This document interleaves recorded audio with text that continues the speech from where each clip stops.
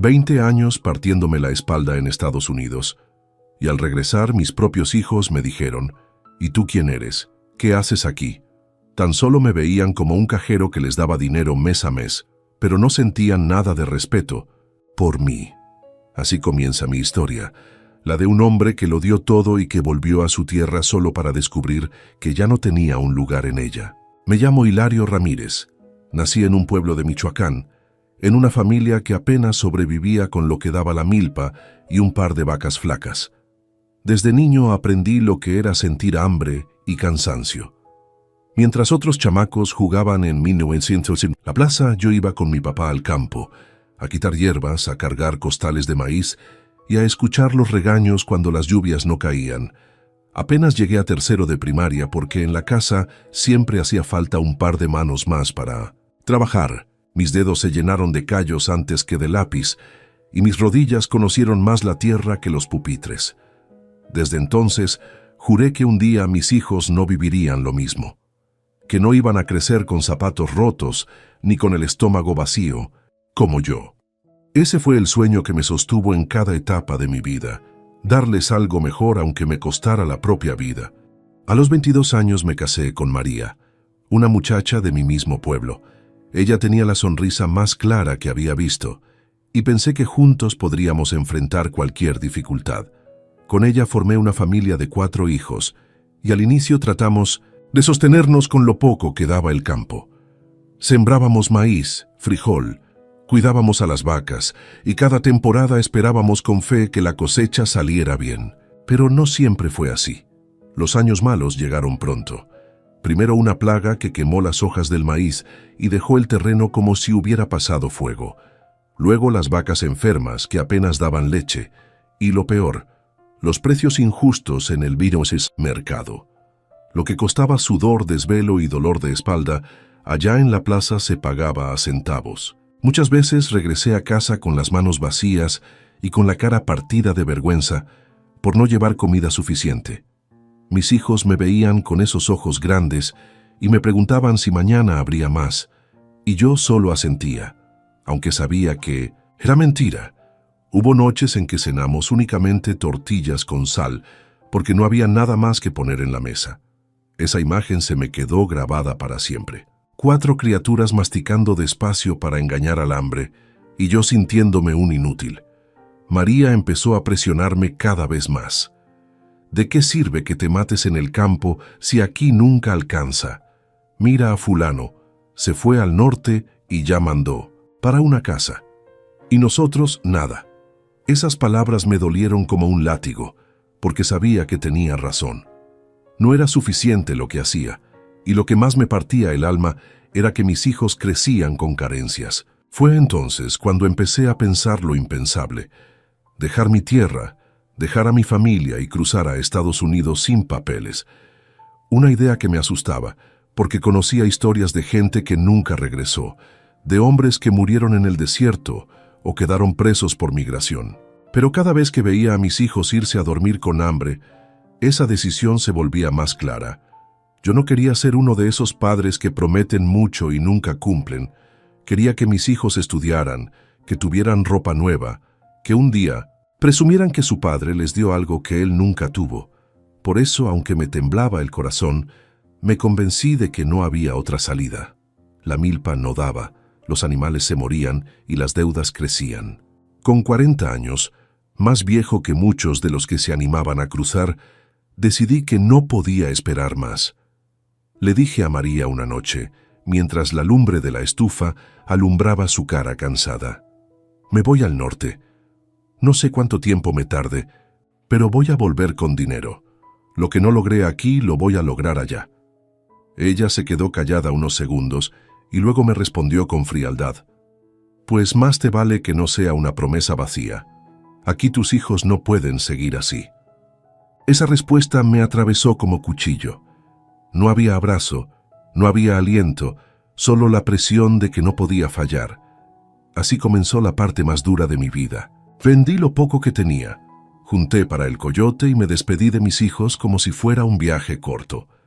Les prometí que regresaría pronto, aunque en mi interior no sabía si volvería a verlos. Esa madrugada me monté en una camioneta vieja junto a otros hombres igual de desesperados que yo. En cada uno vi el mismo miedo y la misma esperanza. Cruzar no era solo pasar una línea, era dejar atrás una vida entera y apostar la propia existencia a cambio de un sueño incierto. Lo que nunca imaginé es que ese sacrificio, que me costaría sangre y lágrimas, terminaría convertido en la traición más dolorosa de mi vida. Porque yo me fui con la ilusión de que cada dólar enviado se transformaría en un terreno, en una casa, en un futuro. Pero cuando volví, descubrí que lo habían gastado todo y que mis propios hijos ya no me reconocían como padre. Nací en 1900, un pueblo donde la pobreza no era una etapa, era el modo de vida de todos. Las casas eran de adobe, techos de lámina y pisos de tierra. El agua se sacaba del pozo y la comida dependía de lo que diera la milpa. De niño aprendí a cargar cubetas, a arrear vacas y a caminar descalzo por los surcos sin sentir dolor, porque la piel ya se había hecho dura. La escuela estaba a 1 hora caminando, con un pizarrón viejo y pupitres cojos. Llegué a 3º de primaria y después mi padre me dijo: «Ya no hay tiempo para letras, aquí lo que hace falta es fuerza». No lo culpé, porque la necesidad apretaba y cada mano en el campo contaba. Dejé los libros y tomé el machete, y desde entonces supe que mi destino sería cargar la vida a puro sudor. Crecí viendo a mi madre estirar la comida como si fuera magia. Con unas tortillas, un poco de frijol y sal, lograba engañar al hambre de 5 hijos. Yo era el segundo de los varones, y muchas veces me tocaba ceder mi parte para que mis hermanos más chicos no lloraran. Esa costumbre de dar lo mío por los demás se me quedó grabada, aunque con el tiempo entendería que no todos valoran el sacrificio. En aquel entonces lo hacía con gusto, porque era mi familia y porque creía que esa solidaridad un día sería recompensada. A los 22 años, me casé con María, una muchacha del mismo pueblo. Ella era seria, de pocas palabras, pero tenía unos ojos que me hacían sentir que valía la pena seguir luchando. Nos casamos con lo poco que pudimos juntar, sin fiesta grande ni lujos, apenas con la bendición del sacerdote y una comida sencilla en la casa de sus padres. Con ella llegaron los hijos, primero una niña, después 3 varones. Cada nacimiento era una alegría y una carga al mismo tiempo. Más bocas que alimentar, más preocupaciones por el futuro, más noches sin dormir, pensando en cómo sacar adelante a todos. Al inicio sobrevivíamos con la milpa y las vacas. Sembrábamos maíz, frijol, a veces calabaza. Vendíamos lo poco que sobraba en la plaza, y con eso comprábamos azúcar, jabón y lo indispensable. No era mucho, pero alcanzaba para sostenernos. Sin embargo, los años malos llegaron pronto. Primero una plaga que arrasó con las cosechas. Recuerdo cómo se marchitaron las hojas del maíz en cuestión de días, como si el sol hubiera quemado cada planta. Después las vacas enfermas, flacas, sin leche. Y lo peor, los precios injustos. Lo que costaba semanas de trabajo, en el mercado apenas lo pagaban con monedas. Me dolía entregar costales de maíz a cambio de unas cuantas monedas que apenas alcanzaban para la mitad de lo que necesitábamos. La primera herida fuerte llegó una noche. Mis hijos, todavía pequeños, se sentaron a la mesa y solo había tortillas con sal. Ni frijol, ni queso, ni huevo. Nada. Yo los veía masticar despacio, como si quisieran que durara más. El más chico me preguntó con voz bajita: «¿Mañana? ¿Habrá carne, papá?». Yo asentí, aunque sabía que no tenía ni un peso en la bolsa. Esa mentira me desgarró por dentro. No había peor dolor que ver a mis hijos pasar hambre mientras yo, a pesar de trabajar de sol a sol, no podía darles lo que merecían. Esa escena se me clavó en el alma como un recuerdo imposible de borrar. María, con el cansancio reflejado en el rostro, empezó a reclamarme con dureza: «¿De qué sirve que te mates en el campo si aquí nunca alcanza? Mira a fulano. Se fue al norte y ya mandó dinero para una casa. Y nosotros viviendo peor cada día». Yo no respondí, porque en el fondo sabía que tenía razón. Me mataba trabajando, pero era como pelear contra el viento. El campo ya no daba, y yo no podía inventar lo que no existía. Sus palabras me dolieron, no por la forma en que las dijo, sino porque en cada una había una verdad que no podía negar. Empecé a sentirme inútil, como si mi esfuerzo no valiera nada. Esa presión se volvió cada vez más fuerte. Los niños crecían, las necesidades aumentaban y las deudas también. Había días en que tenía que pedir prestado para comprar comida, y los usureros del pueblo se aprovechaban de nuestra desesperación. María me miraba con ojos de reproche, como diciendo que yo no era suficiente. Esa mirada me pesaba más que cualquier insulto. Me hacía sentir que la familia que soñaba proteger se me escapaba de las manos. Fue en ese tiempo que empecé a escuchar cada vez más historias de hombres que se iban al norte. Allá en Estados Unidos pagan en dólares, aunque seas ilegal. Allá un jornalero gana en un día lo que aquí en una semana. Esas frases se repetían en las pláticas del pueblo, y cada vez que las escuchaba sentía un nudo en la garganta. Yo también podía hacerlo, aunque ya no era joven. A los 40 años muchos decían que ya era tarde para arriesgarse, pero yo no veía otra salida. No podía seguir viendo a mis hijos crecer con hambre y con resentimiento hacia mí. No podía aceptar que el futuro que tanto soñé se quedara en promesas vacías. Fue entonces cuando tomé la decisión más dura de mi vida: cruzar la frontera, aunque fuera sin papeles, aunque pusiera en riesgo mi vida. No lo hice por mí, lo hice por ellos, por mis hijos. Pensaba que con mi sacrificio tendrían lo que yo nunca tuve: una vida sin hambre, una educación y una casa digna. Ese pensamiento me dio fuerzas para soportar lo que venía, aunque no sabía que el precio sería mucho más alto de lo que imaginaba. El día que dejé mi casa para irme al norte todavía lo tengo grabado en la memoria. Era de madrugada. El aire frío entraba por las rendijas de las ventanas y la única luz era la de la estufa de leña que quedaba encendida. María estaba seria, sin lágrimas, como si ya hubiera llorado en silencio todo lo que tenía que llorar. Mis hijos dormían, y yo los miré uno por uno antes de salir, acariciándoles la cabeza sin despertarlos. Les prometí en silencio que volvería con dinero, con un futuro mejor, que un día ya no pasarían hambre. Me subí a una camioneta vieja junto a otros hombres que, igual que yo, habían apostado todo por un sueño.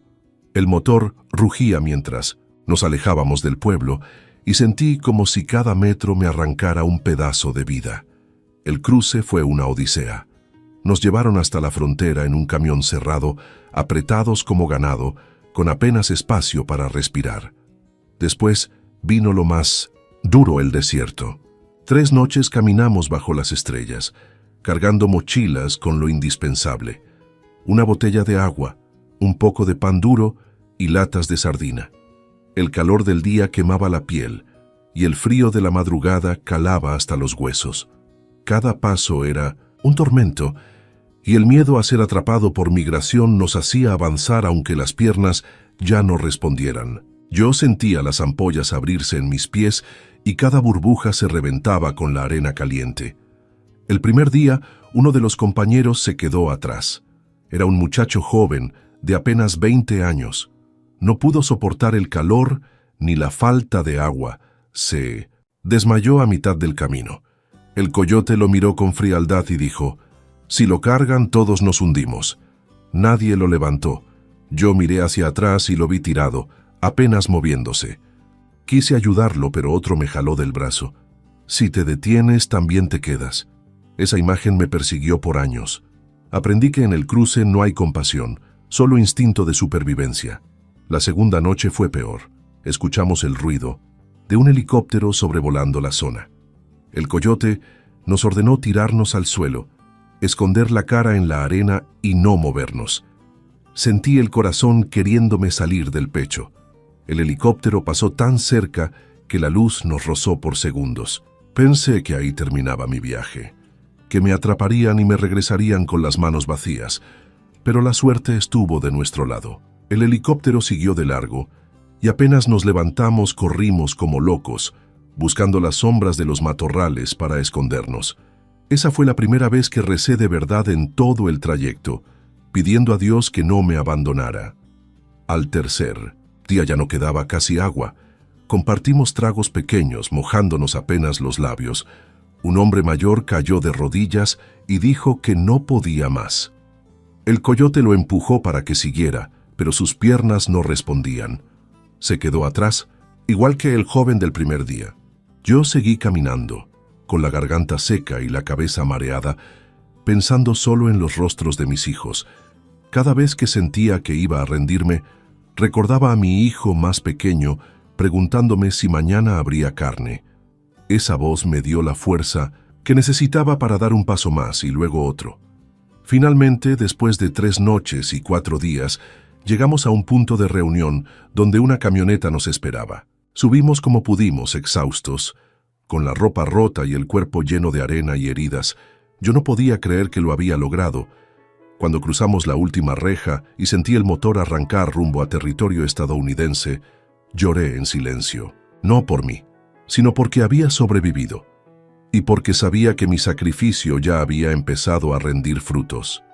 El primer impacto al llegar fue darme cuenta de que no era el único en esa lucha. Había decenas de hombres como yo, todos con la misma historia, hijos con hambre, esposas que los presionaban, tierras que no daban más. La diferencia era que algunos ya habían cruzado antes y sabían a qué atenerse. Yo no sabía nada de inglés, no conocía a nadie y solo tenía lo que llevaba puesto. Pero no me importaba. Lo único que pensaba era en encontrar trabajo lo más rápido posible para empezar a mandar dinero. El primer empleo lo conseguí en la pizca. Me levantaba a las 4 de la mañana para estar en los campos cuando todavía estaba oscuro. Pasaba horas agachado recogiendo tomates, fresas o naranjas con el sol quemándome la espalda. Las manos se me llenaron de llagas. La piel se me reventaba y sangraba, pero no paraba. Cada día pensaba, $1 más para mis hijos, una comida más para ellos. Eso me sostenía cuando el cuerpo quería caer rendido. En la pizca conocí lo que era el desprecio. Los capataces nos gritaban como si fuéramos animales.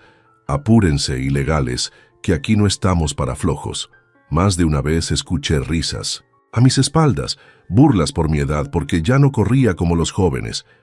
Pero yo callaba. Tragué insultos y soporté humillaciones, porque lo único que me importaba era el dinero que podía enviar. Cada cheque que recibía lo mandaba completo a México, quedándome apenas con lo justo para sobrevivir. Dormía en un cuarto compartido, con 8 hombres en camas improvisadas, con el olor de sudor y cansancio impregnado en las paredes. El cruce del desierto me había enseñado que la vida del migrante era resistencia. Y aunque cada día me dolía el cuerpo, cada noche que me acostaba pensaba en que mis hijos tenían comida gracias a mí. Ese pensamiento era mi único consuelo, aunque nunca imaginé que un día se volvería mi mayor tormento. El trabajo en Milton. La pizca fue mi primera escuela en Estados Unidos. Ahí aprendí lo que significaba ser invisible. Éramos decenas de hombres agachados en los surcos, recogiendo tomate, fresa o naranja, bajo un sol que parecía querer quemarnos vivos. El sudor nos corría por la cara, se mezclaba con el polvo y dejaba la piel ardiendo. Los capataces pasaban en sus camionetas mirando con desprecio, gritando órdenes como si no fuéramos personas. Más rápido, ilegales, que no están de paseo. Esas palabras las escuchaba todos los días. Algunos se reían de nosotros como si disfrutaran vernos sufrir. Yo callaba, porque sabía que si respondía podía perder el trabajo, y sin trabajo no había dinero que mandar a México. Las manos se me llenaron de llagas y los dedos se me partieron por tanto esfuerzo. Al principio pensé que no iba a aguantar, pero recordaba a mis hijos cenando solo tortillas con sal, y eso me daba fuerza para seguir. Trabajábamos más de 10 horas diarias, agachados hasta que la espalda dolía tanto que parecía que ya no podía enderezarme. Cada día era un reto para no desmayarme de cansancio o calor. Había compañeros que se caían en medio de la jornada y los capataces los levantaban a empujones, gritándoles que si no servían se fueran. Nadie se detenía a ayudar, porque si te retrasabas perdías el pago del día. Dormíamos en cuartos compartidos, 8 o 10 hombres en un espacio pequeño. Camas improvisadas, colchones viejos y un solo baño que siempre estaba sucio. El olor de sudor, ropa húmeda y comida barata impregnaba todo, pero nadie se quejaba, porque sabíamos que era lo único que podíamos pagar. Lo poco que me quedaba, después de mandar el dinero, lo gastaba en arroz, tortillas y frijoles enlatados. Aprendí a conformarme con lo mínimo, porque lo demás tenía que ir directo a México. Cada cheque que recibía era para mi familia. Yo me quedaba con casi nada, convencido de que ese sacrificio valdría la pena. Las humillaciones eran constantes. Una vez, un capataz se burló de mí frente a todos porque ya tenía 40 años y no corría como los más jóvenes. «Este viejo no sirve, está para el asilo, no para la pizca». Todos rieron y yo bajé la cabeza tragándome la rabia. No respondí, porque sabía que necesitaba el trabajo más que mi orgullo. Esa fue una de las primeras heridas profundas que cargué en silencio. Otro día, cuando pedí un descanso porque me sangraban las manos, el capataz me lanzó una caja de cartón y me dijo: «Si no puedes, vete. Allá afuera hay 100 como tú esperando». Aguanté el dolor, me envolví las manos con un trapo y seguí. Era tragar tierra o regresar derrotado a México, y yo me negaba a volver con las manos vacías. Entre nosotros, los migrantes, también había competencia y desprecio. Algunos jóvenes se burlaban de mí porque era mayor. El michoacano ya no aguanta, va a caer primero que todos. Yo fingía no escucharlos, pero por dentro me dolía. No solo eran los capataces, también los míos me hacían sentir menos. Pero aprendí a ignorar, a guardar silencio y a demostrar con trabajo que podía más de lo que creían. Ese orgullo me sostenía. Aunque la soledad me pesaba, las noches eran las peores. Me acostaba en el colchón duro, mirando el techo manchado, y pensaba en mi familia. Imaginaba a mis hijos cenando con lo que les mandaba, a María comprando ropa nueva para ellos, a todos comiendo carne en vez de tortillas con sal. Esa ilusión me hacía aguantar. Me decía a mí mismo: vale la pena. Algún día volverás y verás a tus hijos con estudios, con futuro. Ese pensamiento era lo único que me mantenía de pie cuando sentía que el cuerpo ya no podía más. El síntoma de miedo a migración siempre estaba presente. Varias veces escuchamos rumores de redadas. Cuando eso pasaba, nos escondíamos en los campos, entre arbustos, aguantando horas sin movernos. Yo temblaba pensando que me atraparían, que me mandarían de regreso sin nada. Pero nunca pasó. Siempre tuve la suerte de esconderme a tiempo, de salir ileso de esas redadas. Ese miedo constante me hizo más fuerte, aunque también más desconfiado. No confiaba en nadie, ni en mis propios compañeros. Hubo un día en que estuve a punto de rendirme. Tenía fiebre, los pies llenos de ampollas y la espalda torcida. Pensé en dejarlo todo y volver. Pero entonces recibí una carta de María. En ella me decía que con el dinero que mandaba había podido comprar útiles para los niños y pagar las deudas del maíz. Esa carta fue como agua en el desierto. Me devolvió la fuerza. Sentí que todo lo que hacía sí tenía un sentido. Esa noche lloré en silencio, abrazando el sobre, prometiéndome que seguiría adelante aunque me costara la vida. Cada día en la pizca fue una batalla, pero también un recordatorio de por qué estaba ahí. Aguantaba insultos, dolor y soledad, porque sabía que mi sacrificio alimentaba a mis hijos. Y aunque me trataban como basura, yo me repetía que algún día ese esfuerzo se transformaría en una vida mejor para ellos. Nunca imaginé que todo ese sudor y esas lágrimas acabarían en manos que no supieron valorar lo que costó ganarlas. Después de un par de años en la pizca, el cuerpo ya no me respondía igual. La espalda me dolía desde que amanecía, las rodillas se me trababan y las manos siempre estaban hinchadas. Sabía que no iba a aguantar mucho más tiempo en ese ritmo, así que empecé a buscar otro tipo de trabajo. Un compañero de cuarto me habló de la construcción.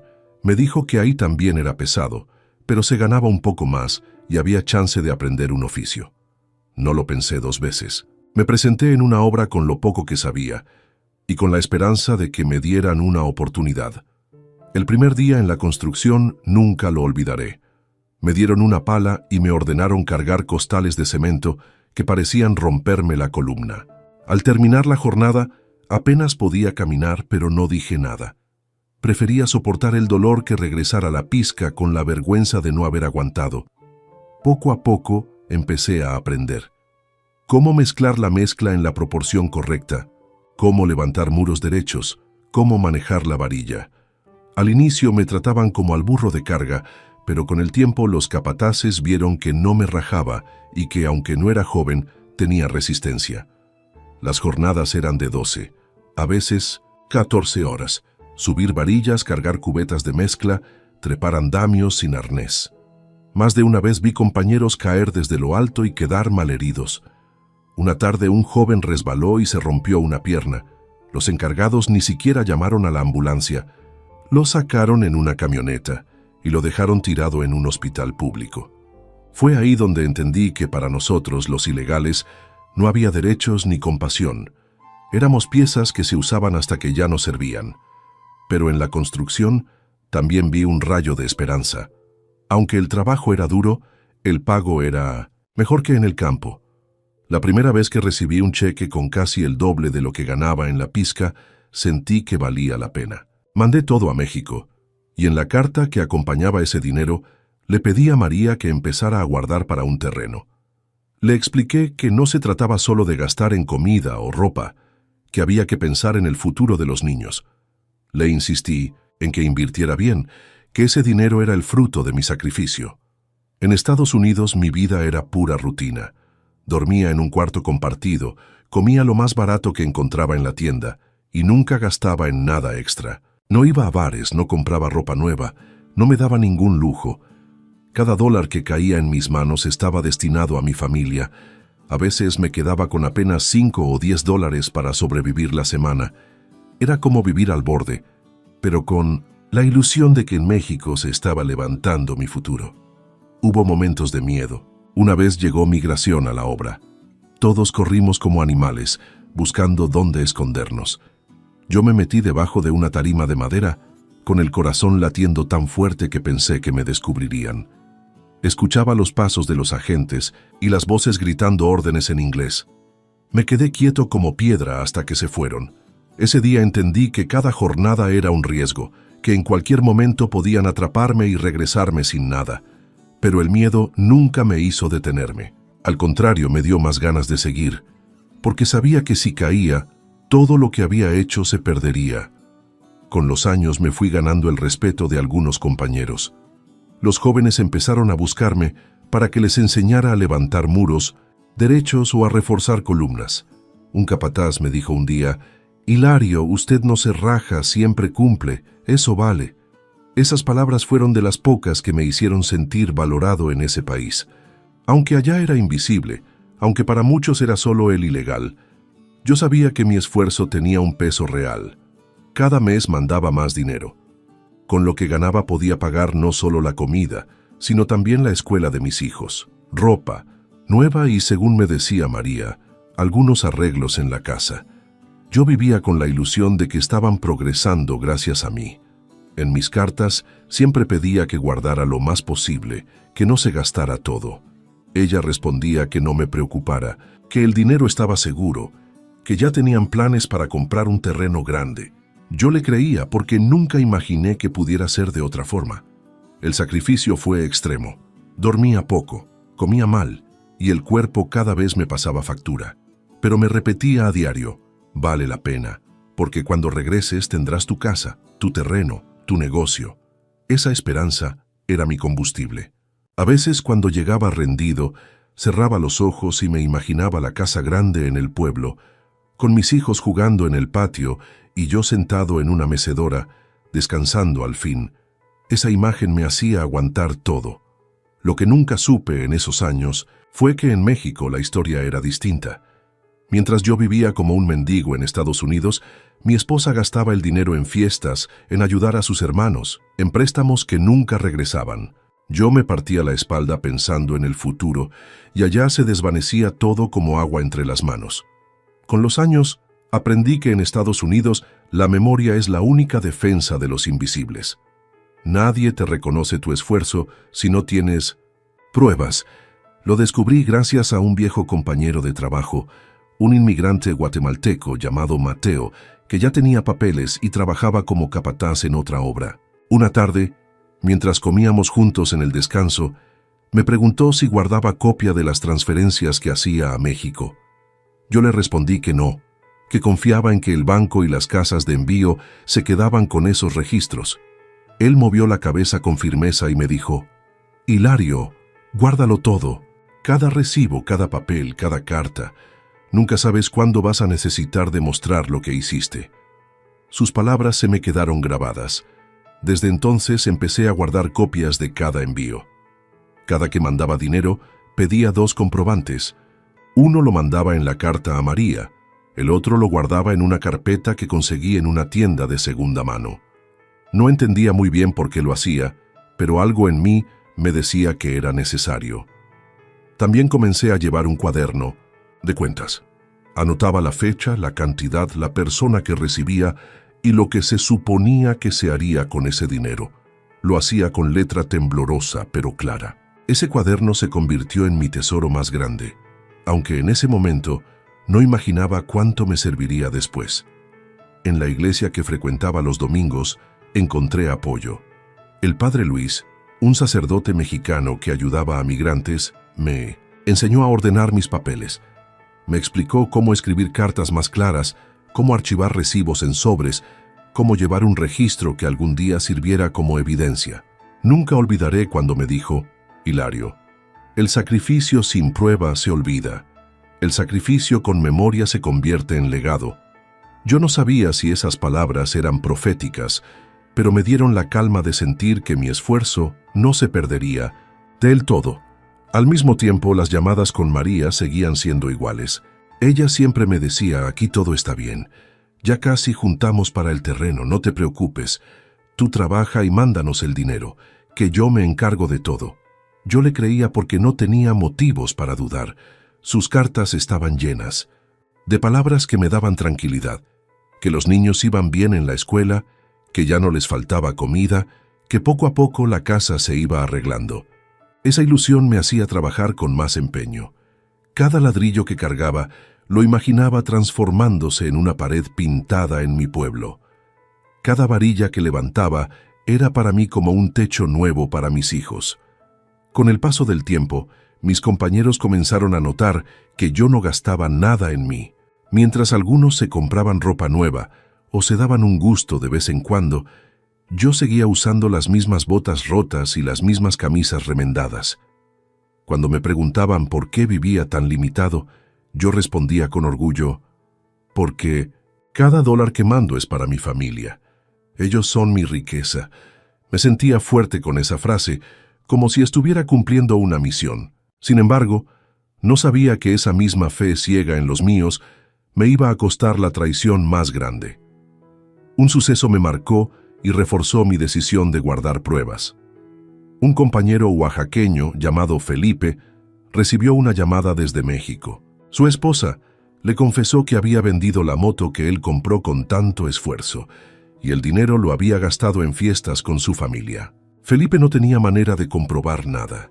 Lloraba como un niño en el cuarto donde dormíamos, gritando que todo su sacrificio había sido en vano. Esa escena me hizo temblar. Yo no quería que me pasara lo mismo, así que abracé más fuerte mi carpeta de papeles y mi cuaderno. Esto es lo único que me protegerá si algún día me quieren negar lo que he hecho, pensé. Las cartas de María seguían llegando con promesas. Me decía que los niños ya tenían zapatos nuevos, que habían comprado muebles, que estaban arreglando la casa poco a poco. Yo me llenaba de orgullo pensando que, aunque no estaba con ellos, sí les daba una vida mejor. Les escribía siempre recordándoles que ese dinero era fruto de mi sudor, que lo cuidaran, que pensaran en el futuro. María siempre contestaba que sí, que lo estaban guardando para cuando yo regresara. Confiaba en ella, porque era mi esposa y madre de mis hijos. ¿Cómo podía imaginar que todo lo que le mandaba se estaba esfumando? En las noches, después de trabajar, me sentaba con mi cuaderno a escribir. Ponía la fecha, la cantidad enviada y a veces hasta anotaba lo que había sufrido esa semana. Ese cuaderno se convirtió en mi confesionario. en el único lugar donde podía vaciar mi dolor y mis esperanzas. Más de una vez lo mojé con lágrimas al escribir. Hoy mandé $300. Fue una semana difícil, pero pienso en mis hijos, y vale la pena. No sabía que esas mismas páginas serían un día mi única arma contra la mentira. Con el tiempo, la vida en Estados Unidos se volvió una rutina marcada por el cansancio y la soledad, pero cada tanto había recuerdos y momentos que me regresaban a la realidad de lo que estaba sacrificando. Eran escenas que me perseguían, en las noches, como fantasmas que no me dejaban dormir. Esos recuerdos se convirtieron en las cicatrices más profundas de mi vida, las que nunca sanaron y que terminaron justificando cada decisión que tomé después. Uno de los episodios más dolorosos fue cuando trabajaba en la pizca y nos tocó una redada. Era pleno mediodía y el sol pegaba fuerte. De pronto alguien gritó, ¡la migra! Todos dejamos caer las canastas y corrimos como podíamos. El corazón me latía tan fuerte que apenas podía escuchar los gritos de los agentes en inglés. Me escondí entre unos matorrales, acostado boca abajo con la cara pegada a la tierra. Sentía cómo las hormigas me subían por los brazos, pero no me moví. Desde mi escondite vi cómo atrapaban a 3 compañeros, esposados frente a todos. Los subieron a una camioneta y desaparecieron. Yo seguí ahí temblando, sabiendo que podría haber sido yo. Esa noche no pude dormir, pensando en sus familias y en que tal vez se habían quedado esperando el dinero que nunca llegaría. Otro recuerdo fuerte fue una llamada con mi hija mayor. Tenía 12 años en ese entonces. Yo le había mandado dinero para sus útiles escolares y la llamé con ilusión de escucharla contenta. Pero cuando atendió, su voz sonó fría. Le pregunté cómo estaba y me respondió, «Tú no eres mi papá, tú solo mandas dinero». Esas palabras me atravesaron como un cuchillo. Traté de responderle, pero se me quebró la voz. Escuché cómo tiró el teléfono y lo dejó colgado. Esa noche lloré como nunca, porque comprendí que la distancia estaba arrancándome de la vida de mis hijos. El dinero no podía reemplazar mi presencia, y ellos comenzaban a verlo de esa manera. También recuerdo un día en la construcción, cuando un compañero se burló de mí frente a todos. Me dijo, «Este viejo ya no sirve, está más para el panteón que para la obra». Todos rieron, incluso algunos con los que compartía cuarto. Yo no dije nada, pero me dolió en el alma. No solo era el cansancio físico, también era la humillación constante de sentirme menos que los demás. Esa fue una herida que cargué mucho tiempo. Me repetía a mí mismo que algún día todo valdría la pena, que mis hijos entenderían el sacrificio. Pero en el fondo temía que nunca lo hicieran. Los cumpleaños eran otra daga en el corazón. Mandaba dinero para los pasteles, los regalos y las fiestas, pero yo no estaba ahí para cantarles las mañanitas. Una vez María me mandó una foto de mi hijo menor soplando las velas, rodeado de primos y vecinos. Todos sonreían, menos él. En la foto mi hijo no miraba al pastel, sino a la cámara, como buscando mi rostro en ella. Esa mirada me persiguió por años. Cada vez que cerraba los ojos la veía. Era un recordatorio de que, aunque daba todo lo material, les estaba fallando en lo más importante: mi presencia. También hubo momentos de vergüenza que nunca olvidé. Una vez, después de 1915 horas de trabajo, entré a una tienda a comprar un poco de pan y leche. Llevaba la ropa sucia, manchada de cemento, y olía a sudor. Una señora me miró con desprecio y se apartó de mí como si fuera un delincuente. Sentí la cara arder, pero no dije nada. Compré lo mío y salí con la cabeza agachada. Ese tipo de humillaciones eran parte de la vida del migrante, pero cada una se quedaba guardada como una espina en el corazón. En las noches, cuando todos dormían, yo abría mi cuaderno y escribía lo que había pasado. Escribía mis heridas, mis miedos y mis sueños. Más de una vez dejé caer lágrimas sobre esas páginas. Recuerdo haber anotado una frase que todavía conservo: «Hoy me humillaron, pero algún día mis hijos sabrán que todo lo hice por ellos». Ese cuaderno era mi única voz, el único lugar donde podía gritar sin que nadie me callara. Era mi refugio en medio de un país que me trataba como un fantasma. Lo que más me dolía eran las llamadas con María. Ella siempre sonaba distante, como si estuviera ocupada en otras cosas. Yo trataba de contarle lo que hacía, pero parecía que no le importaba. Solo preguntaba, ¿cuánto vas a mandar esta vez? Esa frialdad me fue apagando poco a poco. Yo soñaba con que me dijera que me extrañaba, que me necesitaba, que los niños preguntaban por mí, pero nunca lo escuché. Solo escuchaba reclamos, velados, que si mandaba menos, que si las cosas estaban caras, que si no alcanzaba. Cada llamada era como un recordatorio de que yo era solo un proveedor, no un esposo ni un padre presente. Con casi 60 años encima y el cuerpo cansado de tantas jornadas pesadas, tomé la decisión de regresar a México. Habían pasado 2 décadas desde aquella madrugada en que salí de mi casa con una mochila y un sueño. Volvía con las rodillas gastadas, las manos deformadas por el cemento y la espalda torcida, pero con la esperanza de que todo ese sacrificio se hubiera transformado en el futuro que había imaginado. Soñaba con llegar y ver el terreno comprado, la casa en pie, un negocio pequeño para vivir los últimos años con tranquilidad y, sobre todo, reencontrarme con mis hijos convertidos en hombres y mujeres de bien. El día del regreso fue de nervios y alegría. Compré un boleto en autobús desde la frontera hasta Michoacán. Durante el trayecto no pude dormir. Miraba por la ventana y recordaba cada dólar enviado, cada carta escrita con las manos temblorosas, cada lágrima derramada en silencio. Pensaba en la sorpresa que les daría.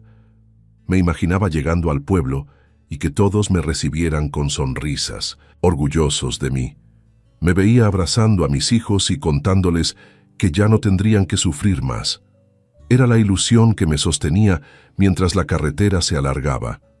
Cuando por fin llegué, el pueblo estaba igual de pobre que cuando lo dejé. Las calles polvosas, las casas de adobe y las miradas curiosas de los vecinos al verme bajar de aquel autobús con mi maleta vieja y un sombrero gastado. Me saludaban con frases como: «Hilario, ¿ya regresaste? ¿Cuántos dólares traes?». Sentí un nudo en la garganta. No esperaba tanto sarcasmo, pero lo dejé pasar. Caminé hasta mi casa con el corazón acelerado. Toqué la puerta y esperé. Fue María quien abrió. Tenía el cabello canoso, la piel arrugada y los ojos cansados. No hubo un abrazo, apenas un «pues ya volviste». Esa frialdad me desarmó desde el primer segundo. Entré con ilusión de ver la casa arreglada, pero lo que encontré fue lo mismo de siempre. Paredes agrietadas, techo parchado, muebles viejos. Nada había cambiado. Me quedé parado en medio de la sala, confundido. Pregunté por los terrenos, por el negocio que tantas veces me prometieron. María me bajó la mirada y dijo con calma: «No hay nada, Hilario. Todo se gastó». Sentí que el piso se me movía. No podía creer lo que estaba escuchando. Le pedí explicaciones y fue entonces cuando la verdad me golpeó como un mazo. María me confesó que el dinero se había usado en fiestas, en ayudar a sus hermanos, en préstamos que nunca volvieron. Cada peso que mandé con tanto sacrificio se había esfumado. Yo me quedé mudo, mirando mis manos ásperas, las mismas que se partieron para juntar ese dinero, y no podía entender cómo todo se había perdido. No había terreno, no había negocio, no había futuro. Lo peor fue la reacción de mis hijos. Ya eran adultos, cada uno con su vida, y me miraban como si fuera un extraño. El mayor, con tono frío, me dijo: «Tú solo mandabas dinero, pero nunca estuviste aquí. No eres más que un desconocido para nosotros». Esas palabras me atravesaron más que cualquier insulto en Estados Unidos. No eran los capataces burlándose de mí, eran mis propios hijos rechazándome. Sentí que me arrancaban el corazón. Intenté explicarles que todo lo que hice fue por ellos, que si no estuve en sus cumpleaños o en sus graduaciones fue porque estaba trabajando para que tuvieran un futuro. Pero no me escucharon. El menor incluso me gritó: «¿Y de qué nos sirvió? Aquí no tenemos nada. Te fuiste y nos dejaste con mi mamá». En ese instante entendí que no solo había perdido el dinero, también había perdido a mi familia. Me encerré en mi cuarto esa noche y lloré como un niño. Miraba la maleta con la que regresé y sentía que mi vida entera se había reducido a ese pedazo de tela gastada. 2 décadas de sacrificio para volver con nada, ni bienes, ni cariño, ni respeto. Era como si nunca hubiera existido. Recordé todas las humillaciones, todo lo que soporté en Estados Unidos, y me preguntaba para qué había servido. Los vecinos comenzaron a murmurar. Decían, tanto que se fue al norte y míralo, volvió igual de pobre. Otros reían por lo bajo, como si mi fracaso fuera un espectáculo. Yo caminaba por las calles sintiéndome desnudo, señalado, como si todos supieran que me habían traicionado. Esa fue mi verdadera expulsión. No me echaron de un trabajo ni de un país. Me echaron de mi propia casa, de mi familia, de mi pueblo. Esa noche comprendí que ya no era parte de ellos, que mi sacrificio se había convertido en un recuerdo amargo que nadie valoraba. Y lo más doloroso fue saber que había perdido 20 años de vida por nada. Esa traición fue la herida más grande de todas, una herida que ya no cicatrizaría. Después de esa primera noche en mi casa, entendí que ya no era bienvenido. El ambiente era frío, pesado, lleno de reproches silenciosos. María apenas me hablaba, y mis hijos me trataban como si fuera un huésped incómodo. Cada vez que intentaba conversar con ellos, respondían con monosílabos o con miradas duras. Comprendí que lo que quedaba de mi vida en ese lugar no iba a ser fácil. Poco a poco, me fui alejando de esa casa que alguna vez soñé levantar con dignidad. Terminé quedándome en la vieja vivienda de mis padres, una construcción de adobe medio derruida, con paredes cuarteadas y un techo de lámina que dejaba pasar la lluvia. Ese refugio, que había estado abandonado por años, se convirtió en mi nuevo hogar. Al principio me dolía despertar y sentir la soledad rodeándome. El eco de los grillos en la noche y el silencio al amanecer me recordaban que ya no tenía a nadie. Pero poco a poco me acostumbré. Barrí el piso de tierra, arreglé como pude las rendijas del techo y puse una hamaca vieja para dormir. Ahí pasaba las noches mirando el cuaderno de cuentas que había traído desde Estados Unidos, repasando cada envío anotado con cuidado. Cada página era un recordatorio de que yo había cumplido. Nadie podía decir lo contrario. Ese cuaderno era la prueba de mi vida. En el pueblo la gente comenzó a hablar. Algunos me miraban con lástima, otros con burla. Escuchaba comentarios como, tanto que trabajó en el norte y regresó con las manos vacías. Otros decían, seguro se gastó todo allá en vicios, por eso volvió así. Esas palabras me quemaban por dentro. Quise gritarles que no. Era verdad, que había mandado todo a mi familia, pero preferí callar. Aprendí que en un pueblo los rumores pesan más que la verdad. No era el único en esa situación. En las tardes, cuando salía a sentarme en la plaza, conocí a otros hombres que habían regresado después de años en Estados Unidos. Cada uno tenía una historia parecida. Uno me contó que su esposa se había ido con otro y había vendido la casa que él mandó construir. Otro que sus hijos ya no lo reconocían como padre porque creían que nunca estuvo. Todos coincidían en algo. Habían dado todo por sus familias y al regresar se encontraron con la traición. Escuchar esas historias me hizo sentir que no estaba solo. Había una generación entera de hombres como yo, olvidados, despojados, convertidos en fantasmas en su propia tierra. Fue en esas conversaciones que entendí algo importante. La traición no era un destino inevitable, también podía enfrentarse. Algunos de esos hombres habían decidido callar y vivir sus últimos años en silencio, pero otros me animaban a no dejar las cosas así. Hilario, me dijo uno de ellos, si tienes pruebas de lo que mandaste, no te quedes con los brazos cruzados.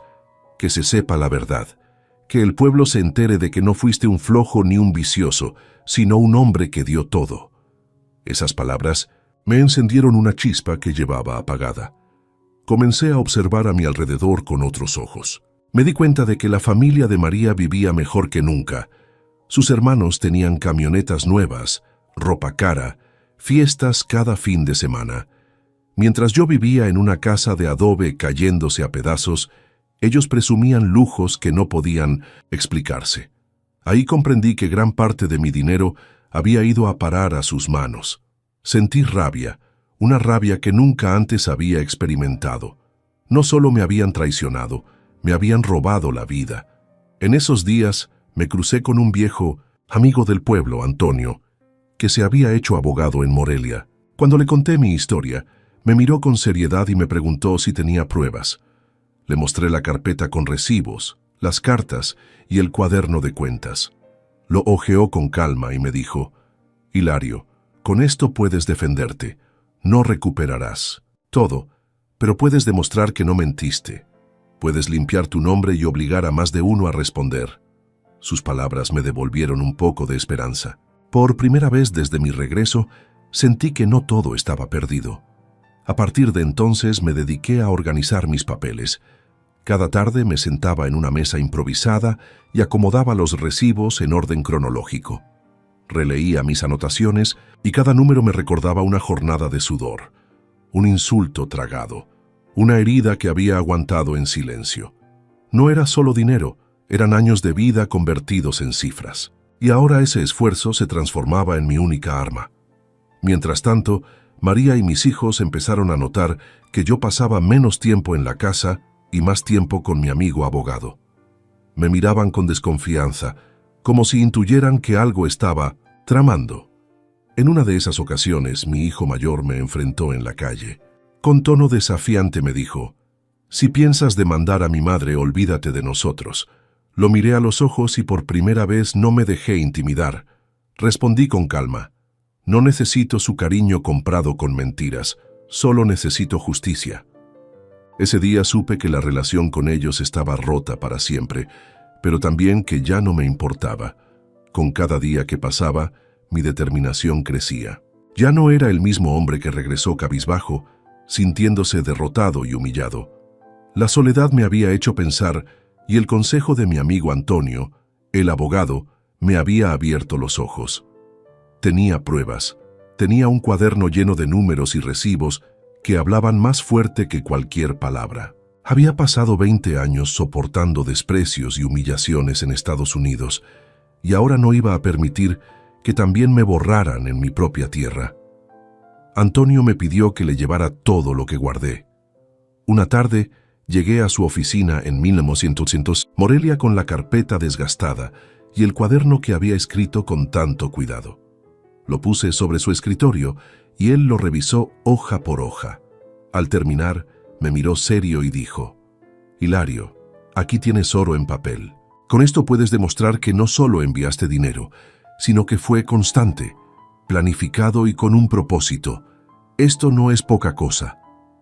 Sentí un alivio inmenso, como si al fin alguien reconociera lo que había hecho.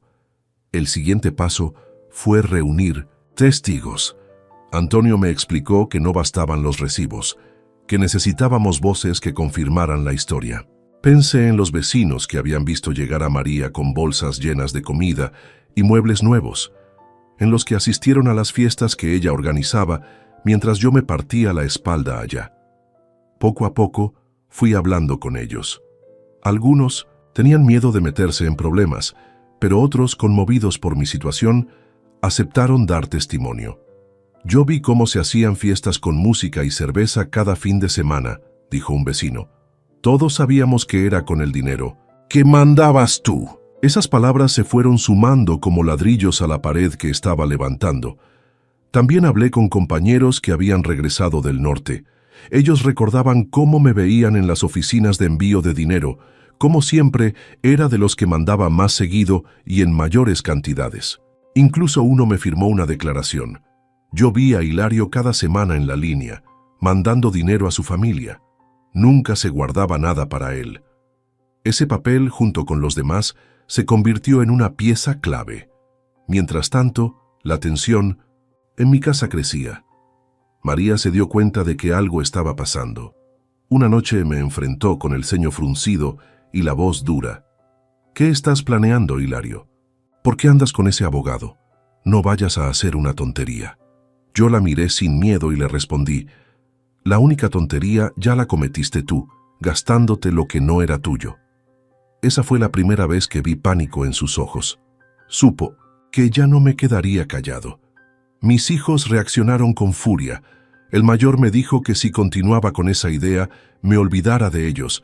El segundo me gritó que estaba destruyendo la familia, pero yo ya no me dejaba manipular. Les respondí que la familia no la destruía quien buscaba justicia, sino quien traicionaba la confianza. Esas discusiones se volvieron constantes, pero en lugar de debilitarme, me daban más fuerzas. Antonio me sugirió preparar la primera audiencia en el juzgado local. Reunimos los recibos en carpetas, numeramos las pruebas y escribimos un relato cronológico de todo lo que envié en 20 años. Mientras lo hacíamos, cada cifra era como un golpe en el pecho. Ver el total me estremeció. Era una cantidad suficiente para haber comprado varias casas, un negocio y asegurar el futuro de mis hijos. Pensar que todo eso se había esfumado me llenó de rabia, pero también de determinación. En medio de todo esto, encontré un aliado inesperado. Mi hija menor, que al inicio me había rechazado, comenzó a visitarme en la casa de adobe. Un día, me llevó un plato de comida y me dijo en voz baja: «Papá, yo sí sé que mandaste dinero. Mamá siempre gastaba de más. Y cuando le preguntábamos de dónde salía, ella decía que tú nunca preguntabas». Sus palabras me conmovieron hasta las lágrimas. Ella era la única que todavía me reconocía como padre. Le pedí que no se metiera en pleitos, pero su apoyo me dio más motivos para seguir adelante. El plan tomó forma. No solo se trataba de reclamar lo que era mío, sino de limpiar mi nombre. No quería que el pueblo me recordara como el fracasado que volvió sin nada, sino como el hombre que luchó y que fue traicionado. Quería que la verdad saliera a la luz, aunque me costara la relación con mis hijos. El primer enfrentamiento llegó más rápido de lo que esperaba.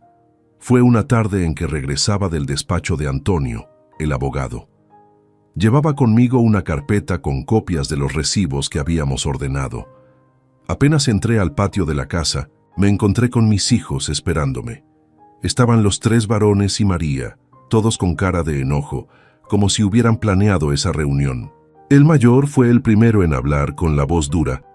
«¿Es cierto que andas con abogados? ¿Qué piensas hacer, papá? ¿Demandar a mi madre?» Me quedé en silencio unos segundos. Los miré a todos, sus rostros tensos, sus brazos cruzados, como si me estuvieran juzgando. Por primera vez en muchos años no bajé la cabeza. Saqué un recibo de la carpeta y lo puse frente a ellos. «Esto es lo que hice por ustedes, cada semana, cada mes, durante 20 años. Aquí está mi vida escrita en papeles». Mi hijo menor se rió con desprecio. «¿Y de qué sirve eso ahora? No estuviste aquí, no nos criaste, no estuviste en nuestros cumpleaños ni en nuestras graduaciones. Tú no fuiste nuestro padre». Esas palabras me dolieron como un balazo, pero me mantuve firme.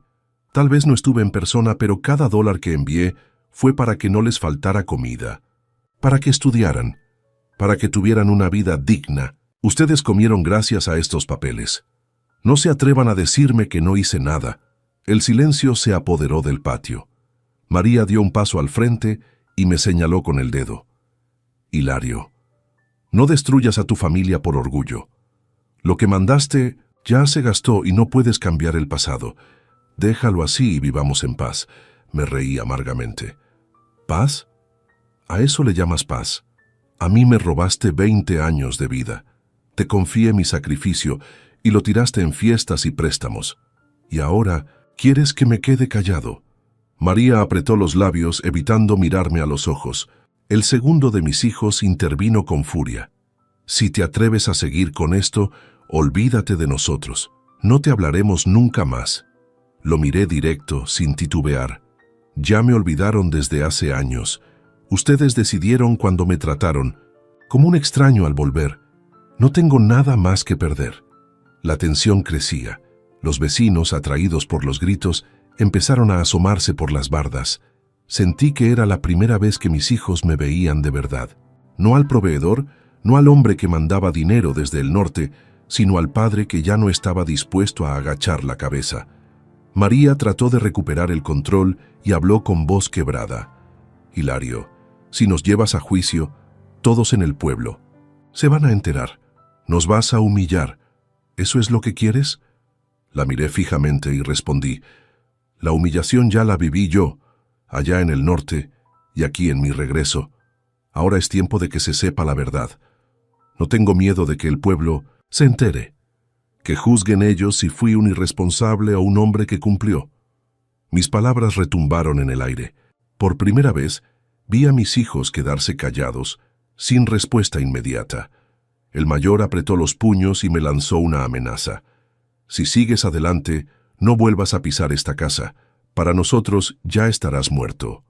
Tragué saliva y, con calma, contesté: entonces entiérrenme, porque ya me morí 20 años lejos de ustedes. Lo que me queda lo viviré con dignidad. Esa frase cerró la discusión. Mis hijos se apartaron, llenos de rabia, y María se fue llorando hacia la cocina. Yo me quedé solo en el patio, con la carpeta en las manos, temblando de coraje, pero al mismo tiempo con un extraño alivio. Ya no había vuelta atrás. Esa noche dormí en la casa de adobe, más decidido que nunca. En mi interior ya no quedaba miedo, solo la certeza de que estaba haciendo lo correcto. El enfrentamiento con mi familia había sido doloroso, pero también liberador. Ya no tenía cadenas. Si ellos me negaban como padre, yo me reconocía como un hombre que luchó, que cumplió, que resistió. Y eso nadie podía quitármelo. Al día siguiente me reuní con Antonio. Le conté lo sucedido y él me miró con firmeza. Era necesario, Hilario. Ellos tenían que saber que no ibas a ceder.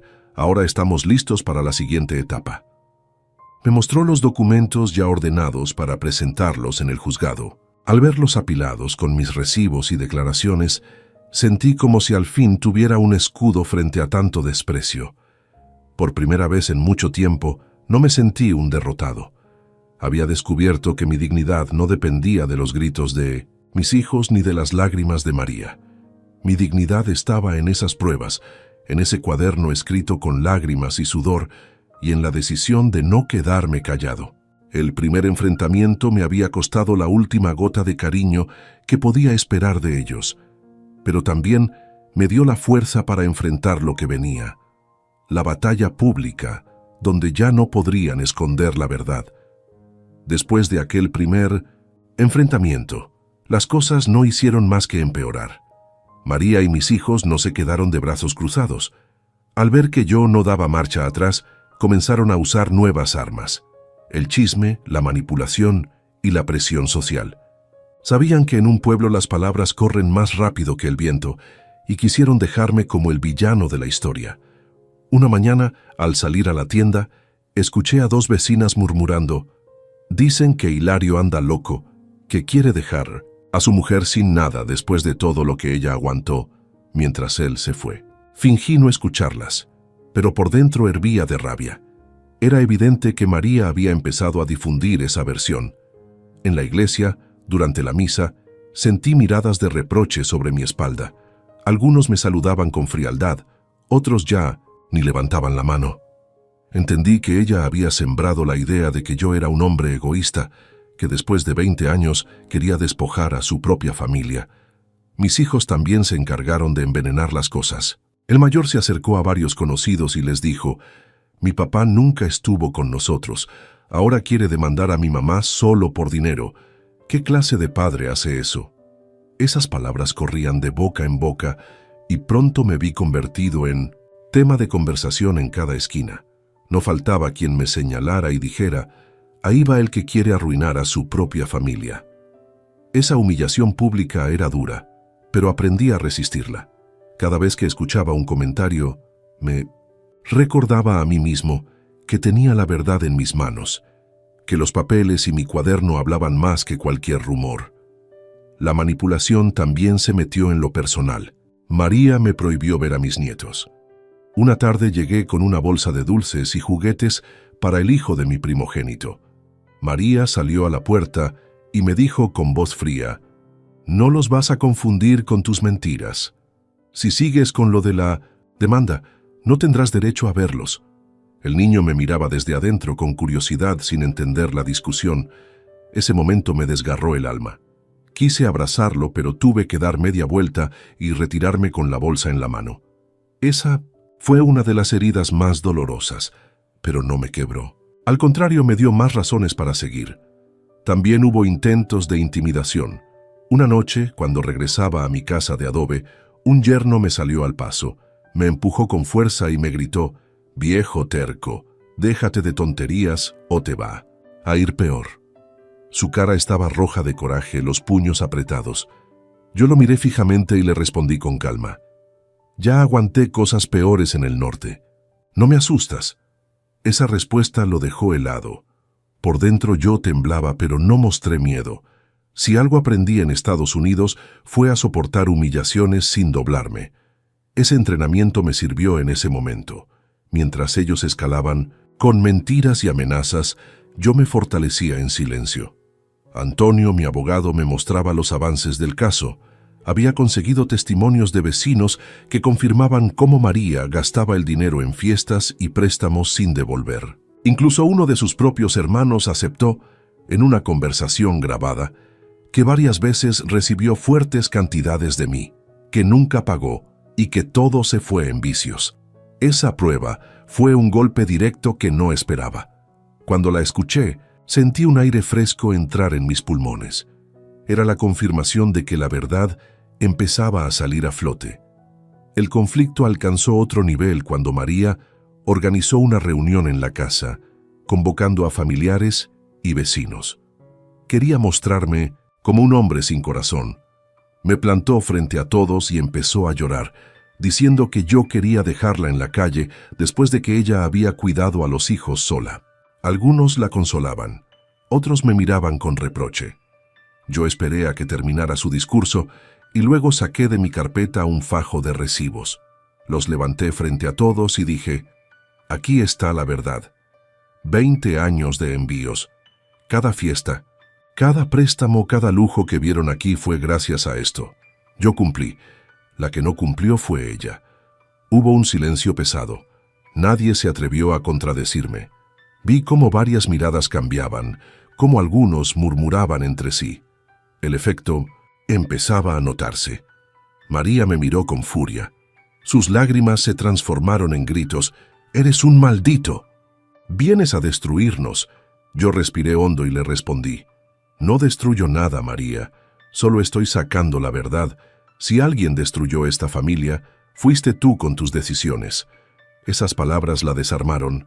La reunión terminó en 1900 en caos, con mis hijos discutiendo entre ellos y varios vecinos alejándose en silencio, ya con dudas en su mirada. Ese día entendí que la batalla ya no era solo legal, también era social. Ellos usaban rumores y lágrimas falsas, pero yo tenía la verdad, y aunque dolía enfrentar a mi propia sangre, ya no había vuelta atrás. El conflicto había escalado y lo siguiente sería exponer todo públicamente en los tribunales. El día de la primera audiencia llegó. Yo iba con el corazón latiendo a 1000, pero con la frente en alto. Llevaba bajo el brazo la carpeta con todos los recibos y el cuaderno de cuentas que había cuidado como si fuera mi propia vida. Antonio, mi abogado, me acompañaba con paso firme. Al entrar al juzgado sentí todas las miradas sobre mí. Había vecinos, conocidos y hasta algunos curiosos que solo iban a ver el espectáculo. En un pueblo chico, los problemas se vuelven noticia grande, y mi caso ya era tema de conversación en cada esquina. María llegó acompañada de 2 de mis hijos. Se sentaron al otro lado de la sala, sin mirarme. Fingían seguridad, pero se les notaba la tensión en la cara. El juez pidió silencio y comenzó la audiencia. Antonio fue el primero en hablar. Colocó sobre la mesa los recibos perfectamente ordenados y explicó con claridad. Mi cliente, don Hilario Ramírez, envió durante 20 años cantidades constantes de dinero a su familia en México. Aquí están los comprobantes que lo demuestran. Pedimos que se reconozca este esfuerzo y que se aclare el uso indebido de esos recursos. El juez tomó los papeles y los revisó con calma. Cada hoja llevaba mi nombre, la fecha, el monto y el destinatario. Verlos ahí frente a todos me llenó de orgullo. Era la prueba de que no había sido un flojo ni un irresponsable, como algunos murmuraban. Mientras tanto, María se removía incómoda en su asiento. Luego pasaron los testigos. Primero habló un vecino que recordaba las fiestas en casa de María. Cada fin de semana había música, cerveza y carne asada. Todos sabíamos que era con el dinero que mandaba Hilario. Después, otro testigo confirmó que María prestaba grandes sumas a sus hermanos, sin que nadie las devolviera. Cada declaración era como un ladrillo cayendo sobre la defensa de María. Ella intentó interrumpir, diciendo que todo era mentira, pero el juez le pidió silencio. El ambiente en la sala cambió.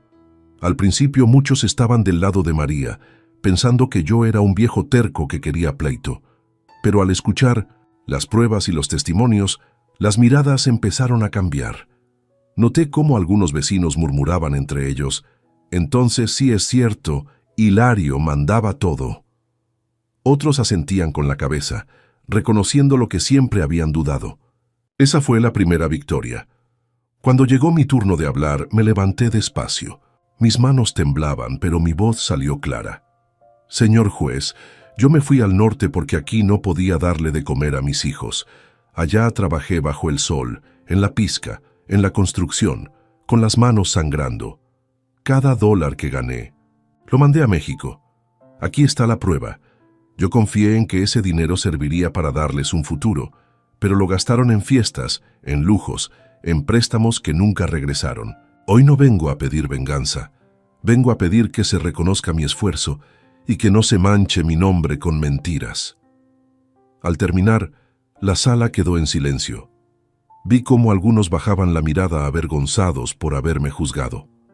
María trató de responder con lágrimas, diciendo que ella había hecho lo mejor que pudo, que criar a 4 hijos sola no fue fácil, que también tenía derecho a decidir cómo gastar el dinero. Pero ya nadie le creía. Sus lágrimas se sentían forzadas, como un intento desesperado de recuperar la compasión que ya había perdido. El juez no dio un veredicto final ese día, pero reconoció públicamente que mis pruebas eran contundentes. Es evidente que el señor Hilario envió cantidades significativas de dinero. Habrá que investigar el uso de esos recursos. Esas palabras fueron un golpe demoledor para María y mis hijos. Por primera vez, la verdad estaba siendo reconocida ante todos. Al salir del juzgado, la gente se me acercaba. Algunos me pedían disculpas por haber dudado. «Perdón, Hilario, no sabíamos que mandaste tanto». Otros me estrechaban la mano, con respeto. Ese cambio fue la primera consecuencia real de la exposición pública. María, en cambio, salió con la cara hundida.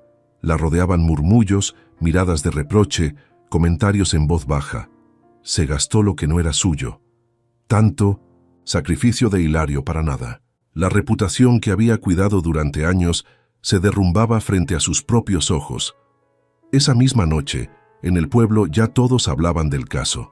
En la tienda, en la plaza, en la iglesia, el tema era el mismo: que Hilario había probado su esfuerzo y que María lo había malgastado.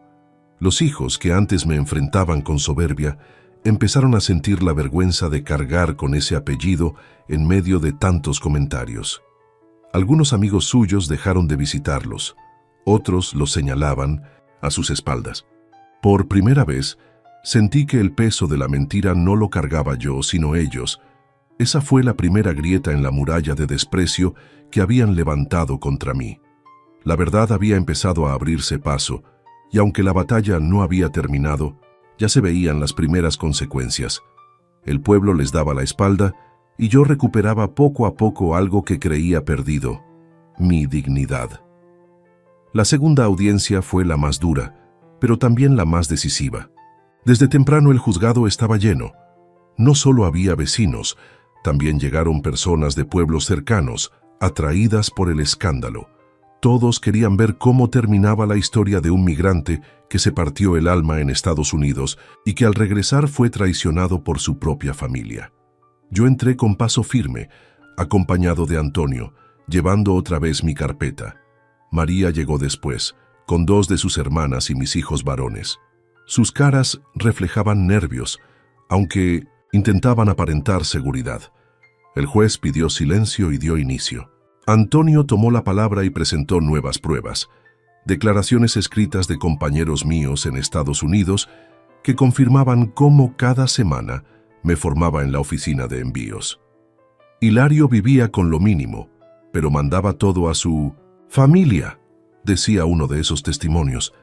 Después presentó la grabación del hermano de María, reconociendo que recibió dinero de mí en varias ocasiones y que nunca lo devolvió. Cuando esa voz sonó en la sala, María bajó la cabeza y sus hijos se miraron entre sí, con los ojos abiertos por la sorpresa. Era un golpe imposible de negar. María intentó defenderse. Con lágrimas en los ojos, dijo que criar a 4 hijos sola había sido demasiado difícil, que a veces tuvo que usar el dinero en cosas urgentes, que no todo fue en fiestas. Su discurso sonaba débil. Nadie parecía creerle. La gente murmuraba en las bancas: «Ya no tiene cómo salirse». Mis hijos intentaban apoyarla, pero sus miradas reflejaban duda y vergüenza. El juez fue directo. «Aquí no está en discusión. Si criar sola fue difícil, lo que se juzga es la administración de recursos enviados con un fin específico, y la evidencia presentada muestra un mal manejo grave». Esas palabras hicieron que el silencio se apoderara de la sala. María palideció. Por primera vez, la vi derrotada. Antonio pidió que se reconociera legalmente mi derecho sobre los bienes adquiridos con mi dinero. Aunque no había terrenos ni negocios, sí había registros de deudas pendientes con sus hermanos, fiestas en 1907, las que se gastaron sumas grandes y bienes menores que podían recuperarse. La solicitud era clara: limpiar mi nombre y obligar a quienes recibieron dinero a responder. La tensión alcanzó su punto máximo cuando el juez llamó a uno de mis hijos para declarar. Fue el mayor, quien siempre me había tratado con más desprecio. Se levantó con pasos pesados, con el rostro endurecido. El juez le preguntó si alguna vez había dudado de que yo mandara dinero. Mi hijo guardó silencio unos segundos y finalmente dijo: «No, nunca dudamos. Siempre llegaba dinero, pero él no estuvo». Esa frase fue su intento de justificar lo injustificable. La sala entera estalló en murmullos. La gente entendió que, aunque yo había cumplido, ellos nunca supieron valorar el sacrificio. El juez golpeó la mesa con el mazo para pedir orden.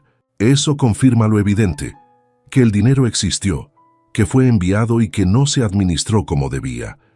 El tribunal reconoce la responsabilidad del señor Hilario en sostener a su familia durante 20 años y la negligencia en el uso de esos recursos por parte de la señora María». Con esas palabras todo cambió. María rompió en llanto. Gritaba que era injusto, que yo quería arruinarla, que después de tantos años ahora la dejaba en la calle. Nadie la consoló. Incluso sus hermanas guardaron silencio, incapaces de contradecir la montaña de pruebas. Mis hijos se quedaron petrificados, con la vergüenza pintada en la cara. La gente los miraba con desprecio.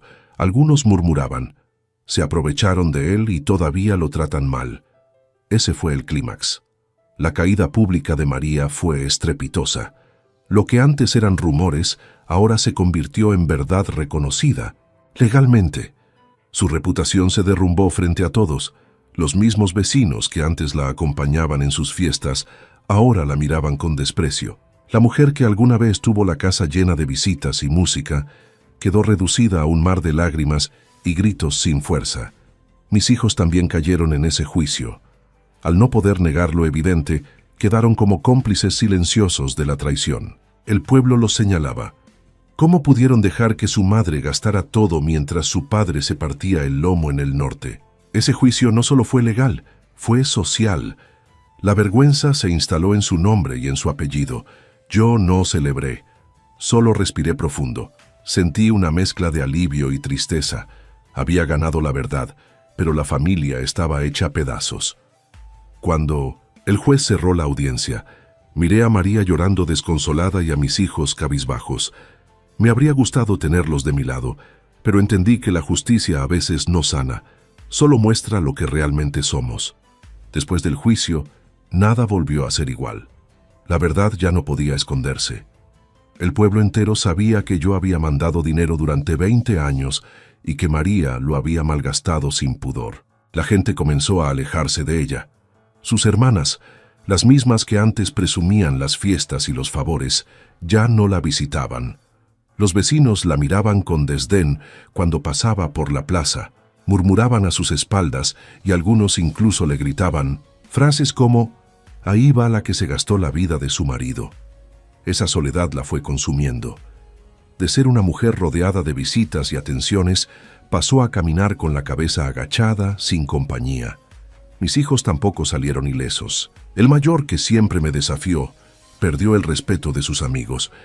En el pueblo nadie quería hacer tratos con él. Lo señalaban como el hijo que permitió que su madre derrochara todo. El segundo, que me había gritado tantas veces que yo no era su padre, se quedó sin apoyo en su negocio improvisado, porque la gente dejó de fiarle. El menor, el que más rencor mostró hacia mí, empezó a sentir en carne propia el rechazo social. Ya no lo invitaban a reuniones ni a trabajos comunitarios. La vergüenza era una marca imposible de borrar. Yo, en cambio, empecé a recuperar algo que creía perdido: la tranquilidad. Con la resolución del juez logré que me devolvieran un terreno pequeño que estaba a nombre de un familiar, comprado con parte de mis envíos. No era la gran propiedad que había soñado, pero era mío, y sobre ese pedazo de tierra decidí empezar de nuevo. Con ayuda de algunos amigos, levanté un cuarto sencillo, con paredes firmes y techo nuevo. Ahí puse una silla vieja y una mesa de madera. Cada tarde me sentaba bajo la sombra, mirando el horizonte, sintiendo que al fin tenía un lugar donde descansar con dignidad. Un día, mientras estaba en ese terreno, uno de mis nietos llegó corriendo. Era el hijo de mi hija menor. Traía en la mano un dibujo mal hecho, donde aparecía un hombre con sombrero junto a una casa. «Es usted, abuelito», me dijo con una sonrisa. Esa escena me hizo llorar. Aunque mis hijos me habían rechazado, al menos una parte de mi sangre todavía me reconocía. Ese abrazo sincero valió más que todo el dinero perdido. María, por su parte, se fue consumiendo en su soledad.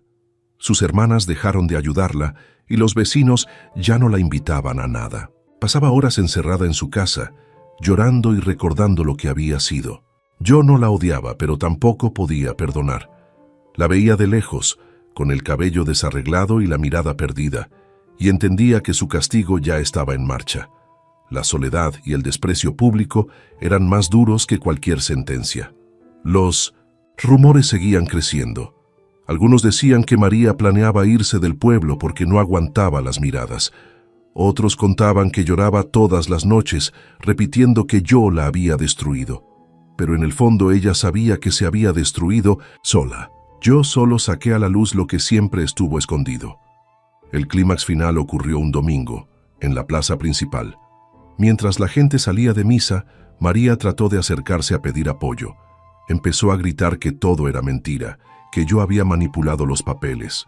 Pero nadie le creyó. Algunos incluso se rieron, otros le dieron la espalda. Mis propios hijos, avergonzados, se alejaron de ella en silencio. Ese fue su derrumbe definitivo, frente a todos, sin compasión ni consuelo. Yo observé la escena desde lejos, sentado en una banca. No sentí alegría, pero sí una paz profunda. Había soportado insultos en Estados Unidos, desprecio de mi familia y humillaciones en mi propio pueblo. Pero al final la verdad había salido a la luz. Ellos estaban hundidos en la vergüenza, y yo tenía mi nombre limpio. Esa tarde regresé a mi terreno. Me senté en la silla vieja y miré el cielo. Saqué de mi bolsillo el cuaderno de cuentas, ya desgastado, con hojas manchadas por el tiempo. Lo abrí y pasé las páginas una por una. Cada número era un recuerdo de sudor, de lágrimas, de sacrificio. Cerré el cuaderno con calma y lo puse sobre la mesa. Sonreí. No porque hubiera ganado dinero, sino porque había recuperado lo más importante, mi dignidad. El último gesto fue quedarme ahí, mirando el atardecer, con una leve sonrisa. Sabía que mis enemigos ya no podían hacerme daño.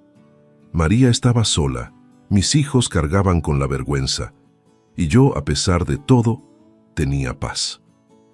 Después de tantos años de lucha, entendí que la justicia no siempre devuelve lo perdido, pero sí otorga lo más valioso: el derecho a no morir con la cabeza agachada. Estamos una vez más por acá, huevón. Una noche más por acá, muchachos, con ustedes. Qué bueno verlos por acá. Aplausos. No lo merecemos, no lo merecemos. Después de un día tan berraco, huevón. Después de un día tan agitado. Aquí estamos. Invictos. Me gustó esto.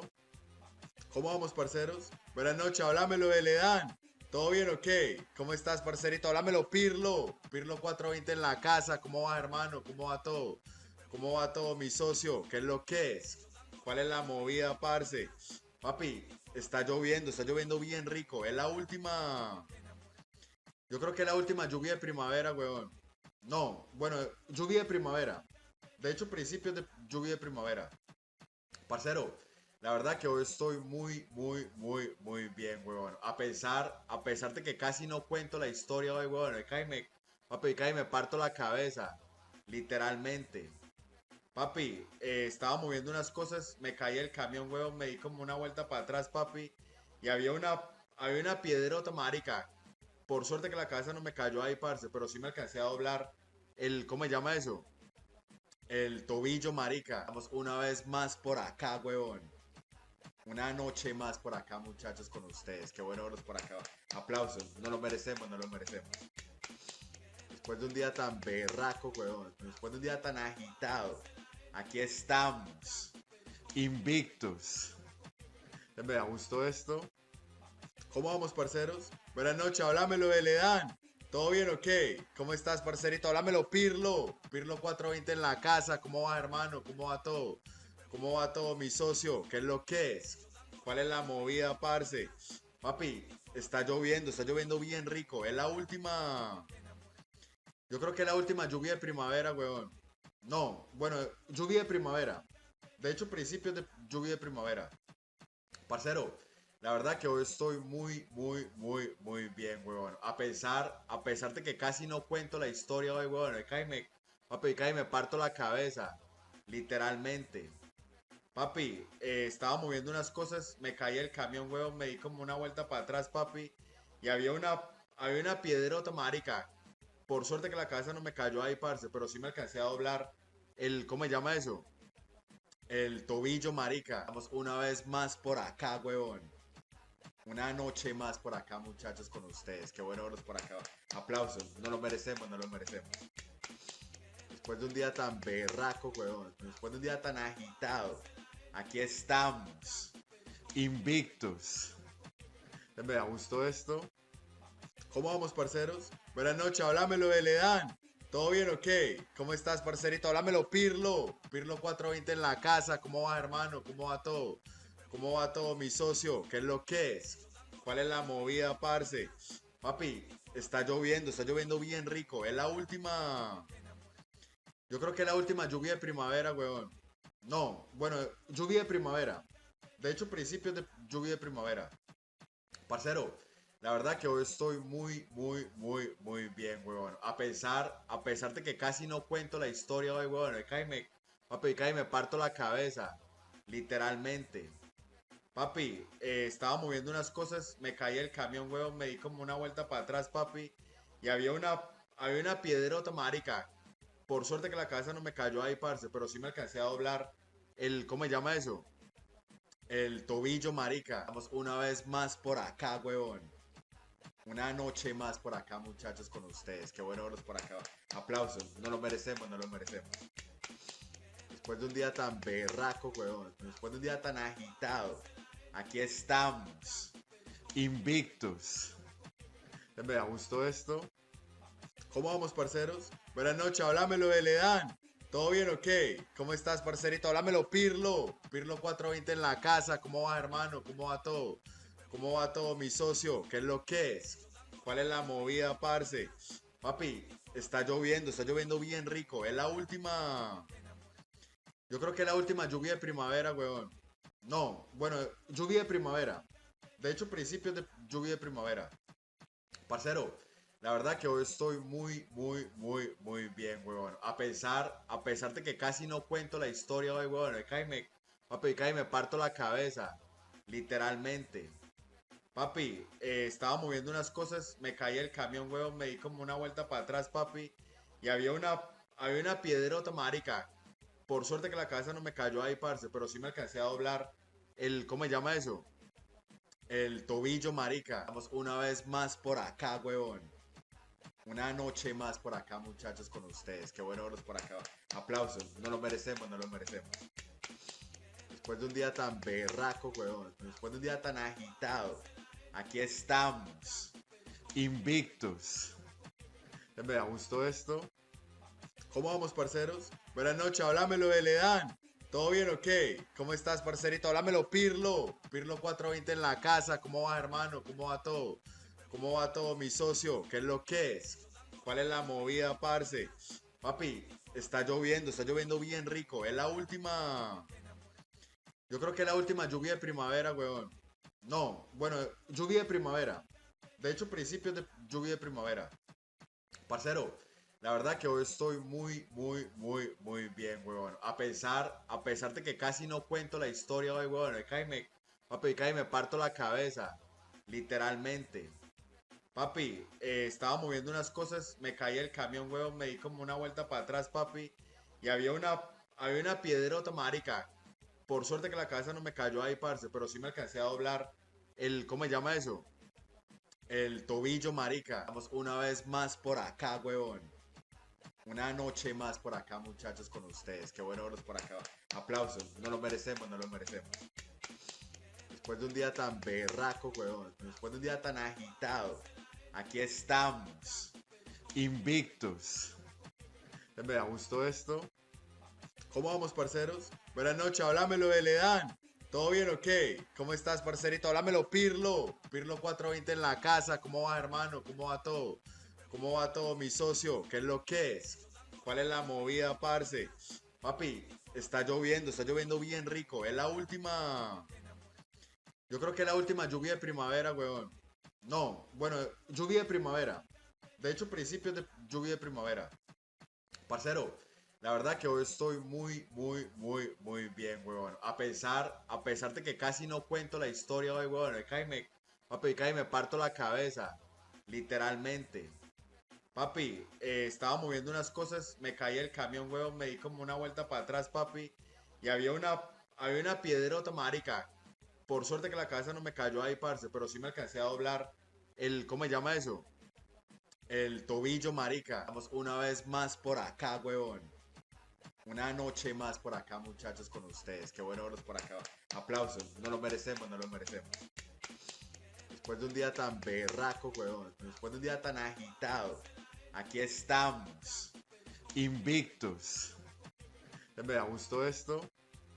¿Cómo vamos, parceros? Buenas noches, háblamelo de Ledán. ¿Todo bien o qué? ¿Cómo estás, parcerito? Háblamelo, Pirlo. Pirlo 420 en la casa. ¿Cómo va, hermano? ¿Cómo va todo? ¿Cómo va todo, mi socio? ¿Qué es lo que es? ¿Cuál es la movida, parce? Papi, está lloviendo bien rico. Es la última. Yo creo que es la última lluvia de primavera, weón. No, bueno, lluvia de primavera. De hecho, principios de lluvia de primavera. Parcero, la verdad que hoy estoy muy bien, weón. A pesar de que casi no cuento la historia hoy, weón. Papi, cae me parto la cabeza. Literalmente. Papi, estaba moviendo unas cosas, me caí el camión, weón, me di como una vuelta para atrás, papi. Y había una piedrota, marica. Por suerte que la cabeza no me cayó ahí, parce, pero sí me alcancé a doblar ¿cómo se llama eso? El tobillo, marica. Vamos una vez más por acá, weón. Una noche más por acá, muchachos, con ustedes. Qué bueno verlos por acá. Aplausos. No lo merecemos, no lo merecemos. Después de un día tan berraco, weón. Después de un día tan agitado. Aquí estamos. Invictos. Me gustó esto. ¿Cómo vamos, parceros? Buenas noches, háblamelo de Ledán. ¿Todo bien o qué? ¿Cómo estás, parcerito? Háblamelo, Pirlo. Pirlo 420 en la casa. ¿Cómo va, hermano? ¿Cómo va todo? ¿Cómo va todo, mi socio? ¿Qué es lo que es? ¿Cuál es la movida, parce? Papi, está lloviendo bien rico. Es la última. Yo creo que es la última lluvia de primavera, weón. No, bueno, lluvia de primavera. De hecho, principios de lluvia de primavera. Parcero, la verdad que hoy estoy muy bien, weón. A pesar de que casi no cuento la historia hoy, weón. Papi, cae me parto la cabeza. Literalmente.